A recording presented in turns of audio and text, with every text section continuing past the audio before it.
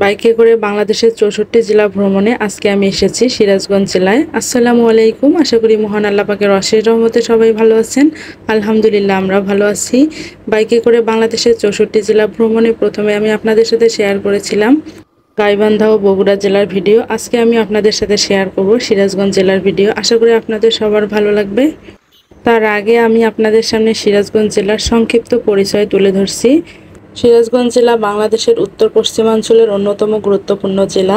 সিরাজগঞ্জ রাজশাহী বিভাগের তৃতীয় এবং সমগ্র উত্তরবঙ্গের চতুর্থ সর্বোচ্চ উন্নত জেলা শহর এবং একটি প্রশাসনিক অঞ্চল।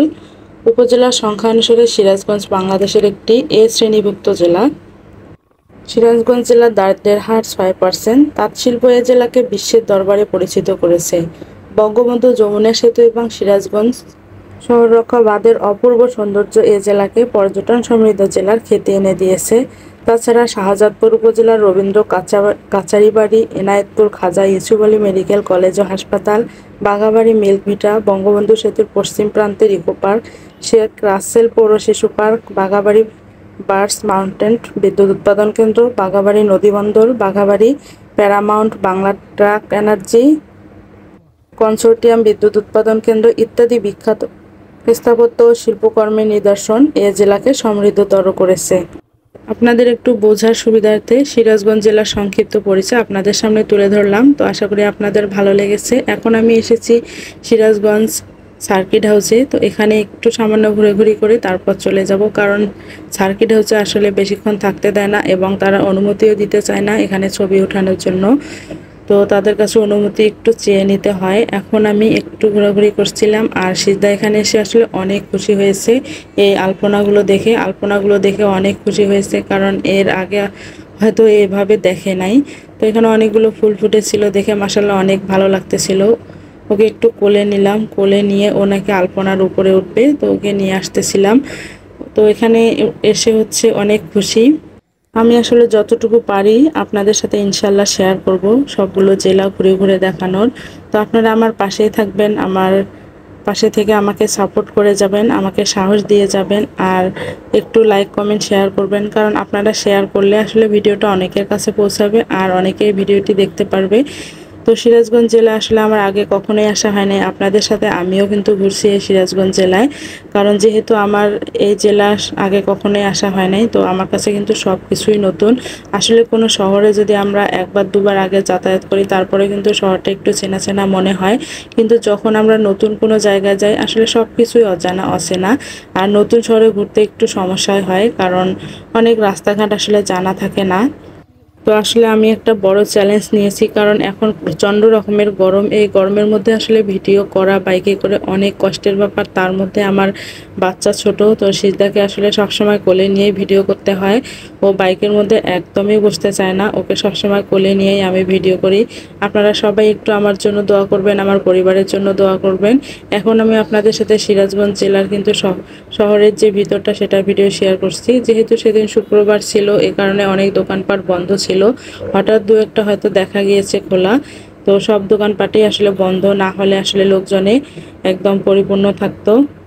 আসলে আমার কাছে যেটা মনে হয়েছে প্রত্যেকটা জেলার আসলে নিজস্ব একটা সৌন্দর্য রয়েছে।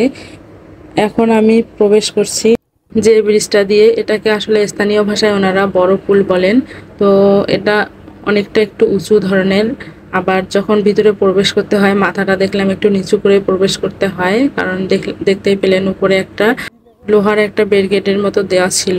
আসলে আমার তো এ সম্পর্কে জানা ছিল না, দেখলাম যে অনেকে এভাবে যাচ্ছিল, তাই আমরাও আসলাম, যেহেতু আমরা অজানা অচেনা জায়গায় এসেছি। তবে সিজদার বাবার এই জায়গাটা একটু চেনা জানা আছে, কারণ সিজদার বাবা আগেও এসেছিল আর আমার হচ্ছে প্রথম আসা এখানে। এখন আসলে আমার ভিডিওগুলো দিতে অনেক দেরি হয়ে যাচ্ছে, কারণ একটা জেলা শহর ঘুরে তারপর সেই ভিডিও এডিট করে দেওয়া কিন্তু অনেক কষ্টের ব্যাপার। আর যেহেতু আমার এখন মোবাইলের নেটেই ব্যবহার করতে হচ্ছে, এই কারণে কিন্তু ভিডিও অনেক সময় লাগে আপলোড দিতে। আসলে ভিডিও আপলোড হতেই চায় না, অনেক কষ্ট করে আপলোড করতে হয়। তারপর ঘুরতে দুপুরে ক্ষুধা লেগে গিয়েছিল। এখানে আমরা সিরাজগঞ্জের একটা রেস্টুরেন্টে খাবার খেয়ে নিচ্ছি। তো এখানকার খাবারের দরদাম আসলে আমার রংপুরের মতোই মনে হয়েছে, এমন মনে হয়নি যে না বা এদের এখানকার খাবারের দাম বেশি কোনোটাই নয়, আমাদের রংপুরে যেরকম ঠিক একই রকম মনে হয়েছে আমার। আলহামদুলিল্লাহ খাবার খেয়ে নিলাম আর অনেক তৃপ্তি সহকারে খেয়েছি, ভালো লেগেছে যেহেতু ক্ষুধা লেগেছিল অনেক। আর খাবারটা অনেক মজার ছিল, স্বাদ ভালোই ছিল, মোটামুটি খারাপ লাগে নাই আমার কাছে। আর একটা খাবারের রেস্টুরেন্ট খুঁজতে কিন্তু নতুন জায়গায় অনেক সময় লেগে থাকে, কারণ যেহেতু সবকিছুই অজানা। তো আলহামদুলিল্লাহ খাওয়া দাওয়া শেষ করে এখন আমরা আবার এই ব্রিজ দিয়ে যাচ্ছি, মানে বড় পুল দিয়ে যাচ্ছি। আর পুলের উপর থেকে একটু ভিউটা নিয়ে নিলাম, মাশাআল্লাহ দেখতে অনেক ভালো লাগতেছিল। আর আমার কিন্তু উপর থেকে নিচের দিকে তাকালে একটু ভয় ভয় লাগে, তারপরে কিন্তু সাহস করে আমি এখন অনেক কিছুই করতেছি, তো আপনাদের সাথে একটু করে শেয়ার করতেছি। এখন আসলে আমি ভিডিওগুলো টাইম মতো আপলোড করতে পারতেছি না, তো এই কারণে আমি দুঃখিত, কারণ আমার ভিডিওগুলো আসলে এডিট করতে অনেক সময় লাগছে, তো যেটা আমি আপনাদের সাথে শেয়ার করলাম। তো এখন আমরা এসেছি এই যে যমুনার যে পার, সেখানে এসেছি। প্রচণ্ড গরমের মধ্যে আসলে এখানে দুপুরের দিকে না আসাই ভালো, কারণ যেহেতু গরমের দিন আসলে বিকালের একটু পরে আসলে আমার মনে হয় যে ভালো হবে। আসলে লোকজন মনে হয় সেটাই করে, কারণ এই যে দুপুরের দিকে এখানে কিন্তু আমি বেশি লোকজন দেখতে পাই নাই, মোটামুটি কিছু সংখ্যক লোকজন ছিল, কিন্তু প্রখর রোদের মধ্যে আসলে বেড়াতে তো ভালো লাগবে না, কারণ যেহেতু এই লোক মানে জায়গাটা কিন্তু অনেক বড় আর দেখতেও মাশাআল্লাহ অনেক ভালো লাগতেছিল। ওই যে দূর থেকে দেখা যাচ্ছে যমুনা নদী কত দূর পর্যন্ত বিস্তৃত। মাঝে মধ্যে একটু হাঁটাহাঁটিও করেছি আমি, আবার বাইকেও ঘুরেছি। আর এই জায়গাটাকে ওনারা স্থানীয় ভাষায় ক্লোজার বলে, তো আমি দুই একজনের মুখে আসলে শুনেছি বলতে, সেই কারণে আপনাদের সাথে শেয়ার করলাম। আসলে ঘুরতে ঘুরতে অনেক টায়ার্ড হয়ে পড়েছি। আর এই দিকে দেখলাম যে সিজদা বারবার আমাকে ডাকতেছিল, তারপর বাইকে উঠে গেলাম। আবার নতুন কোনো জেলা শহরের ভিডিও নিয়ে আপনাদের সামনে চলে আসবো। সবাই আমাকে একটু সাপোর্ট করে যাবেন, ভিডিওটি ভালো লাগলে একটু লাইক কমেন্ট শেয়ার করে দিবেন, আমার পেজটিতে ফলো দিয়ে দিবেন, আমার যে ইউটিউব চ্যানেল আছে সেটাতে একটু সাবস্ক্রাইব করে দিবেন, একটু লাইক কমেন্ট করবেন। আজকে আমি এখানেই বিদায় নিচ্ছি, সবাই ভালো থাকবেন, সুস্থ থাকবেন, আমার পাশে থাকবেন, সবাই সবার পরিবারকে নিয়ে নিরাপদে থাকবেন। আল্লাহ হাফেজ, আসসালামু আলাইকুম।